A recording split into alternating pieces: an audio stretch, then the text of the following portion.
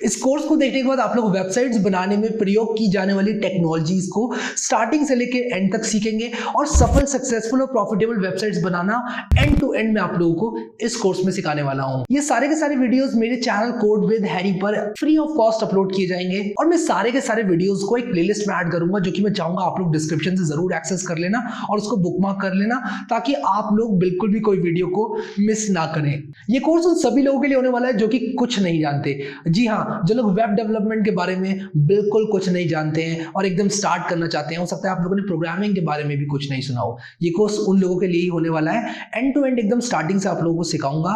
इस कोर्स को स्टार्ट करने से पहले आप लोगों से रिक्वेस्ट करना चाहूंगा, आप लोग इस वीडियो को लाइक कर दें और उसी के साथ साथ नीचे मुझे कमेंट में बताएं कि आप लोग कहां से हैं और आप लोग इस कोर्स को ज्वाइन करते हैं। मुझे लिखकर बताएं, ताकि आने वाले टाइम में कुछ भी मुझे देना होगा कोर्स से रिलेटेड, जैसे कि नोट्स या फिर चीट शीट या फिर हो सकता है कि कुछ रिसोर्सेज हैं जो कि मैं आप लोगों के साथ शेयर करूं, तो वो सारी की सारी चीजें मैं आप लोगों के कमेंट का रिप्लाई करके दे दूंगा।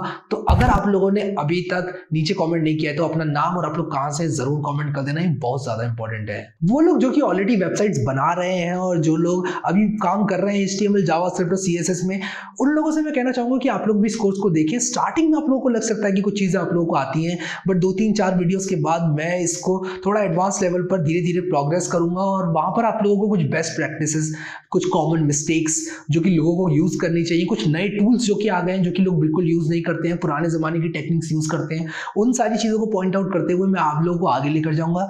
HTML, CSS और जावास्क्रिप्ट एकदम कंप्लीट इस कोर्स में सिखाने वाला हूं। सो आप लोग इस कोर्स को जरूर ज्वाइन करें और मैं आप लोगों को भरोसा देना चाहता हूं कि इस कोर्स को देखने के बाद किसी भी तरह की प्रोफेशनल वेबसाइट आप लोग बना पाएंगे। मेरे पास ऐसे बहुत सारे क्वेश्चंस आते हैं। लोग कहते हैं कि एक एलिमेंट है, लेफ्ट में नहीं जा रहा, राइट में फ्लोट हो जाता है, कोई बॉर्डर नहीं लग रहा है किसी चीज का। कभी कोई बोलता है कि जो एलिमेंट है वो ऊपर नीचे आ रहा है, एक लाइन में नहीं आ रहा है। कभी आपको ऊपर नीचे चाहिए, एक लाइन में आ जा रहा है। कभी आप चाहते हैं कि एक रो में 4 एलिमेंट आए, लेकिन जो 5वां एलिमेंट है, चौथा एलिमेंट है, वो नीचे आ जा रहा है। इस तरह की प्रॉब्लम्स बहुत ज्यादा फेस की जाती हैं और इसकी सोर्स सिर्फ एक ही है कि आप लोग को CSS की अंडरस्टैंडिंग नहीं है। तो वही अंडरस्टैंडिंग इस कोर्स के थ्रू बिल्डअप करने वाला हूं और आप लोगों को बताऊंगा कि किस तरह आप लोगों को ये प्रॉब्लम कभी जिंदगी में फेस नहीं करनी पड़ेगी। तो इस कोर्स को आप लोग जरूर ज्वाइन करें, बने रहें मेरे साथ और हम जल्दी इस कोर्स को स्टार्ट करते हैं। सबसे पहले डिस्कस करेंगे कि एक वेबसाइट किस तरह काम करती है, एक वेबसाइट में CSS, HTML और जावास्क्रिप्ट का क्या रोल है, और उसके बाद वहां से हम लोग इसको आगे लेकर जाएंगे बात को,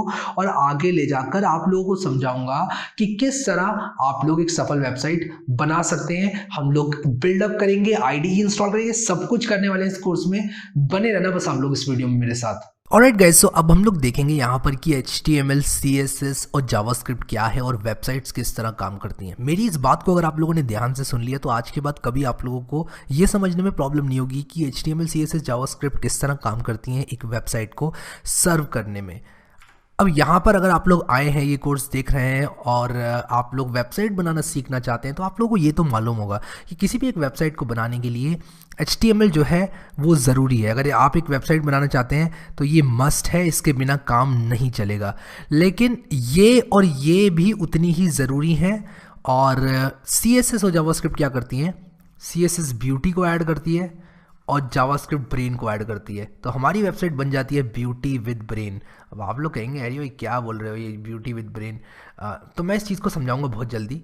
तो यहाँ पर मैं ब्रेन लिख देता हूँ और ये हो गई हमारी ब्यूटी। यानी कि HTML तो मस्ट है, ये तो बॉडी है। अगर बॉडी ही नहीं होगी, शरीर ही नहीं होगा तो क्या कैसे काम चलेगा? फिर उसके बाद खूबसूरती यानी कि कपड़े, मेकअप, वो सब चीज़ें जो होती हैं वो होता है हमारा CSS। फिर जावास्क्रिप्ट होता है दिमाग यानी कि ब्रेन, कि क्या आपकी वेबसाइट करती है। नहीं आया समझ में? कोई बात नहीं, हम लोग एक बहुत अच्छी एनालॉजी देखने वाले हैं। यहाँ पर एक कार की एनालॉजी देखने वाले हैं। ये कार आप लोग देख रहे हैं, बहुत ही धमाकेदार गाड़ी है। और ये गाड़ी क्या है कि इसमें बॉडी है। तो जब इसको बनाया होगा तो इसकी सबसे पहले मेटालिक बॉडी होगी। मैं यहाँ पर लिख देता हूँ मेटालिक बॉडी, यानी कि इसका शरीर, यानी कि जो भी मेटल से मिलकर बनी हुई है सिर्फ वो खड़ा होगा और इसके अंदर कुछ नहीं होगा, क्योंकि एज अ फर्स्ट स्टेप इसको बनाया होगा, इसके मुखड़े को बनाया होगा, इसके लोहे को बनाया होगा, इसके ऊपर जो यहाँ पर ये शीशे लगे हुए हैं, ये टुकड़े हैं, इन सबको बनाया होगा बिना ये सोचे कि इसके पहियों को क्या डिज़ाइन देना है, इसकी पहियों में कौन सा कलर करना है। उसी के साथ साथ जो डिज़ाइन हमारा यहाँ पर है बना हुआ, आगे जो हेडलाइट में कितनी बड़ी हेडलाइट रखनी है, कितना गोला करना है, इसको कितना दूर रखना है शीशे से, वो सब चीज़ें जो है वो डिज़ाइनिंग में आती हैं। सबसे पहले इसकी बॉडी बनी होगी, एक मेटल का टुकड़ा पूरा लगाकर बनाया होगा, और उसके बाद इसमें हमने खूबसूरती ऐड करने के लिए कलर वगैरह ये सब लगाया होगा। तो नंबर 2 पे आता है खूबसूरती, यानी कि कलर, और उसके बाद आपका डिज़ाइन, जो आपके डिज़ाइंस बने हुए हैं, जो कट किया हुआ है यहाँ पर, तो मैं यहाँ पर डिज़ाइंस लिख देता हूँ। और उसी के साथ साथ यहाँ पर आपका ये जो व्हील है, इसमें ये जो डिज़ाइन बना हुआ है इस तरह से, जो एक्सटर्नल यहाँ पर मेटल वगैरह लगाया हुआ है, जो भी लगाया हुआ है, एलॉय व्हील्स वगैरह दिए हुए हैं, वो सब, तो वो सारी चीज़ें यहाँ पर आ जाती हैं। और मैं यहाँ पर डेकर्स लिख देता हूँ, यानी कि इसको सजावट का सामान इसमें लगाया गया है ताकि ये और अच्छी दिखे। उसके बाद आता है ब्रेन, यानी कि इंजन। तो इंजन यहाँ पर क्या करता है, इंजन मेन काम करता है आपका। अब जो engine along with accelerator, brake और क्लच, यानी कि ये सब चीज़ें जो होती हैं वो क्या करती हैं, वो बताती हैं एक वेबसाइट को कि किस तरह चलना है। यहाँ पर वेबसाइट गाड़ी है, तो एक गाड़ी को वो बताती हैं कि किस तरह चलना है। बिल्कुल उसी तरह वेबसाइट के अंदर मेटालिक बॉडी है HTML, और ये जो डिज़ाइन है मेरा, कलर वगैरह, ये है मेरी CSS। तो यहाँ पर मैं CSS लिख देता हूँ, और उसके बाद यहाँ पर मेरा जो इंजन है वो है मेरी जावास्क्रिप्ट, जो कि ब्रेन है। तो आशा करता हूँ कि एनालॉजी आप लोगों को अच्छी लगी होगी, समझ में आ गया होगा कि किस तरह HTML, CSS और जावास्क्रिप्ट कंट्रीब्यूट करती है। लेकिन सिर्फ इस चीज़ को समझना काफ़ी नहीं है कि किस तरह से एक वेबसाइट में HTML, CSS और जावास्क्रिप्ट का रोल अदा किया जाता है। यहाँ पर मैं आप लोगों को बताना चाहूँगा कि एक वेबसाइट काम किस तरह करती है। अब देखो यहाँ पर क्या है, आप लोग देख रहे हैं एक वेब सर्वर, और ये डायग्राम बिगिनर्स को थोड़ा डरावना भी लग सकता है।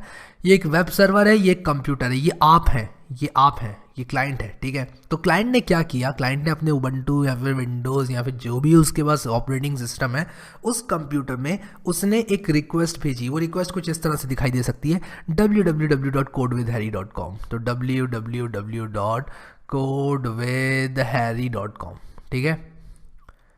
उसने कह दिया कि जी देखो, मुझे codewithharry.com दे दो।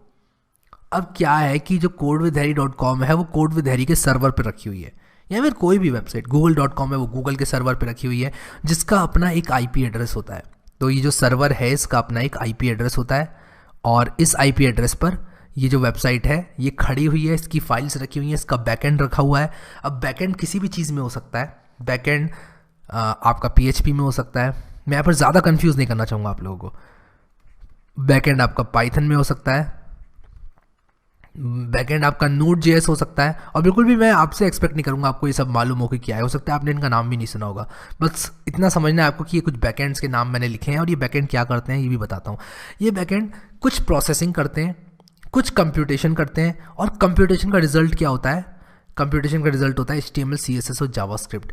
अब ये जो HTML होता है ये मेन बॉडी होती है, इसके अंदर, इसी के अंदर रखा जाता है CSS और जावास्क्रिप्ट को। किस तरह रखा जाता है ये हम आगे बात करेंगे, लेकिन एक लिफाफा समझ लो HTML को, एक बॉडी समझ लो, और इस लिफाफे के अंदर ये डाल के भेजा जाता है CSS और जावास्क्रिप्ट को रैप करके। यानी कि एक बंडल जाता है जिसकी बॉडी HTML होती है, और उस बॉडी के अंदर ही कहीं ना कहीं CSS और जावास्क्रिप्ट होती है।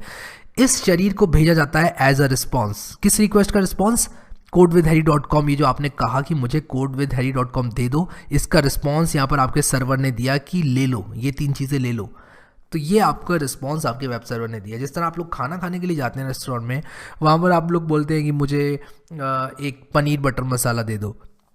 क्या होता है उसका रिस्पॉन्स, उसका रिस्पॉन्स ये होता है कि ये लो पनीर बटर मसाला ले लो, खा लो। और रोटी आप मंगाते हैं तो रोटी भी मिल जाती है आपको, आपकी टेबल पे आ जाती है।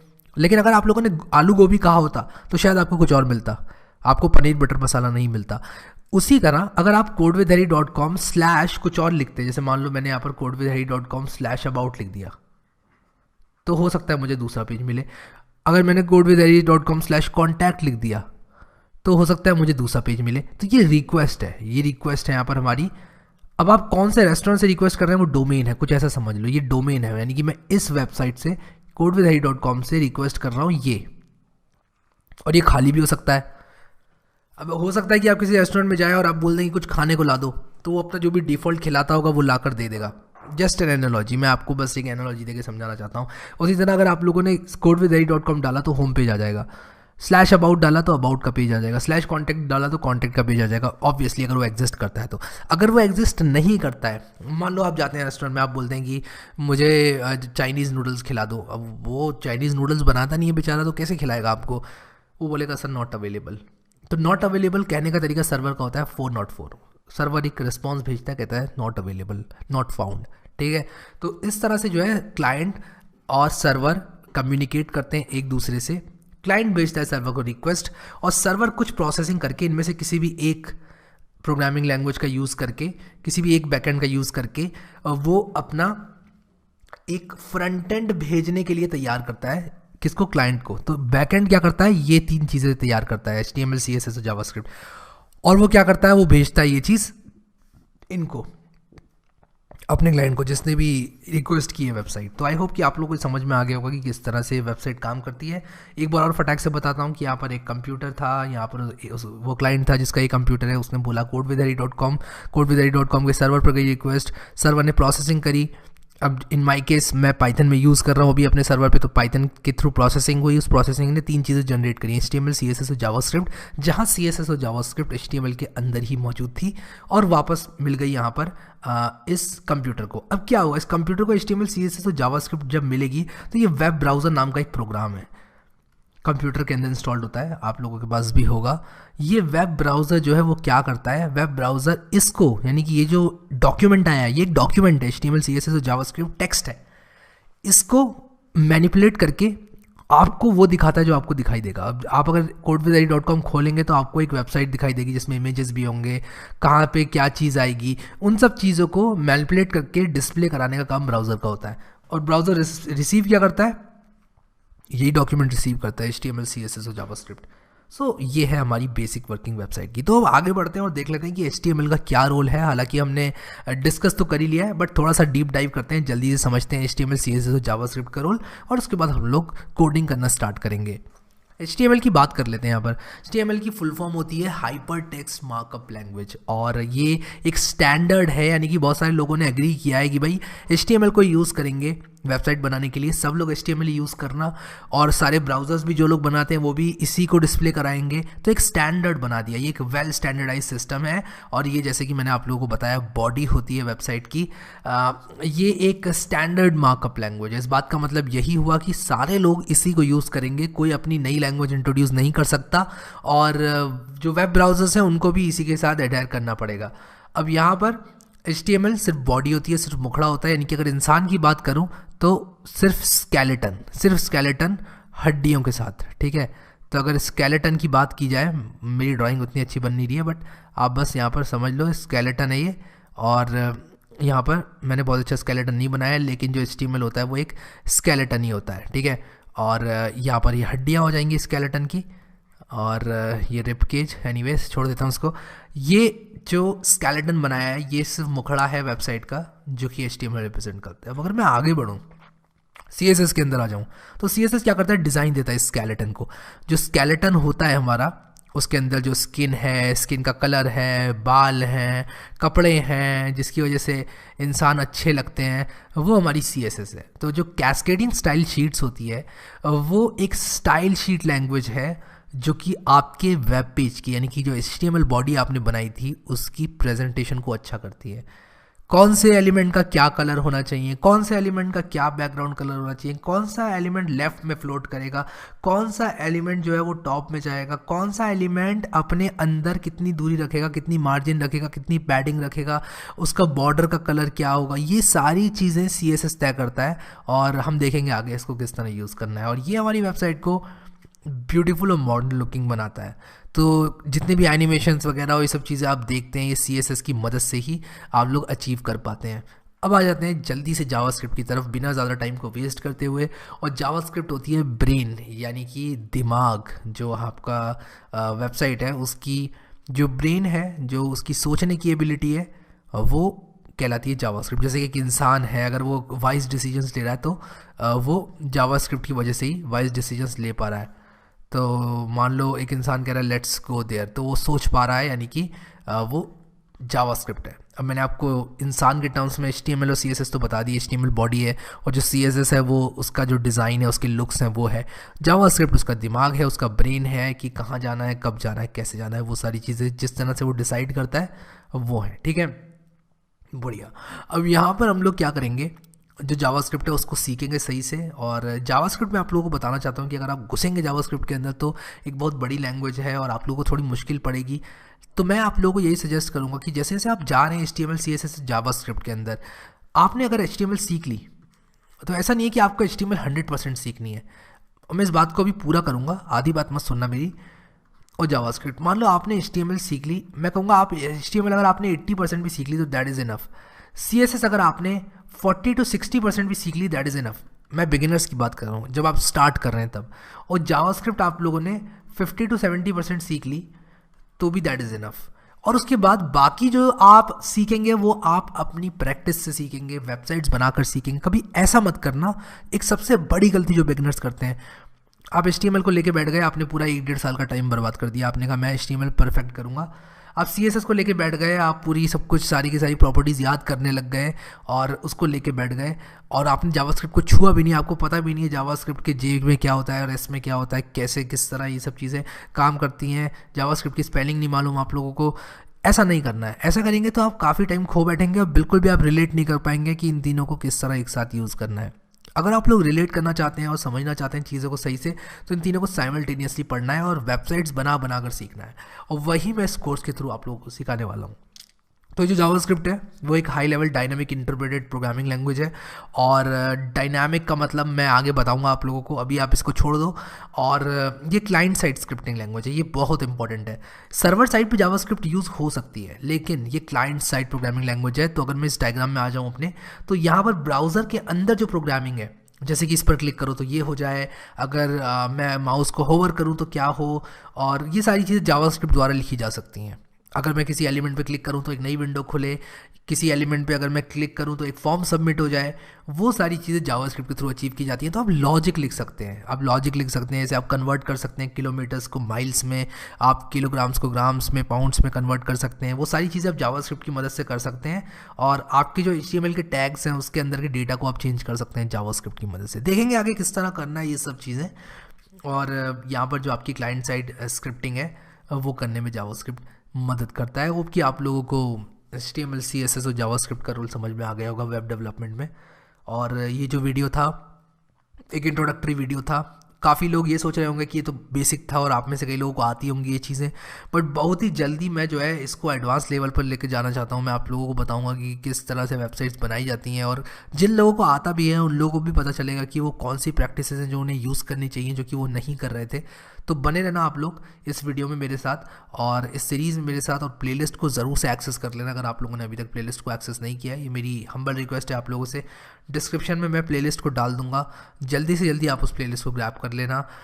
इस वीडियो को लाइक करना बिल्कुल मत भूलना। अभी के लिए इस वीडियो में इतना ही guys. Thank you so much guys for watching this video and I will see you next time.